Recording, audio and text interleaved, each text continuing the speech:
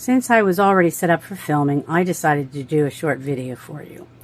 Don't think you can design something?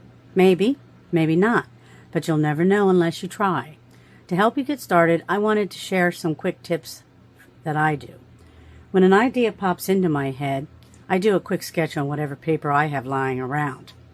Pretty ugly, isn't it? If I still like the idea, I go to the next step. I found over the years that it's easier to design if I can see in correct proportions, so I use a lot of graph paper. You can purchase 8.5 by 11 with 1/4-inch squares many places. I buy the 11 by 17-inch tablets from Amazon. You can also print from the internet. There are several sites, but I'll put a link in the description to the one that I use. They have many styles. You can customize if desired, and I found it to be the most accurate. If I print a custom graph, I laminate it so that I can use it over and over again instead of reprinting. You can do this with many things. How, you ask? Sharpie markers. Draw with the colored Sharpie markers. The design stays put and goes nowhere until you want to erase it. You can use a Q-tip if you make a mistake with some alcohol on the tip of it to take out a small section. That way, if you want to correct something, you can. And then when you're all done with your design and you're not going to be using it anymore, just take a bigger piece, spray your alcohol on it. Now, you can use regular alcohol that's 70%, and it will work. It just requires a little extra elbow grease. I prefer to use the 91% alcohol because it cleans up a little easier.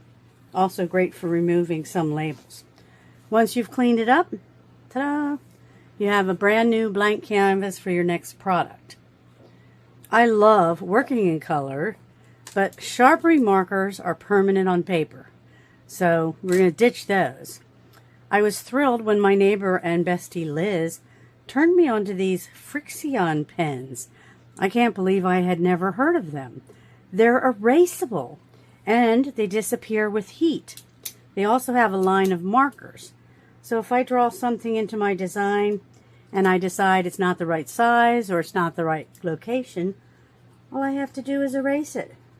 If I'm marking on fabric while I'm sewing, the heat of an iron will make the markings disappear.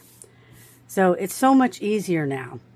I tend to use a color for the base, another color for like stitching lines, maybe a third color for things that are underneath that you don't really see.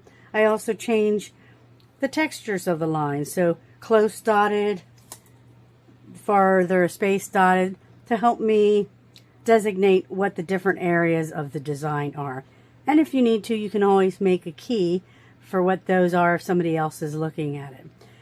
When I'm done drawing out my pattern, and it's all done, I sometimes will take that, cut it apart, and then I go ahead and I put it together.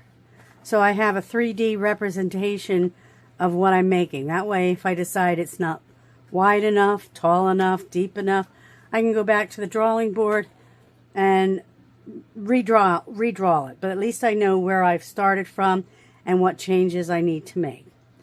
So I hope that you found something useful in this video. It's back to work for me.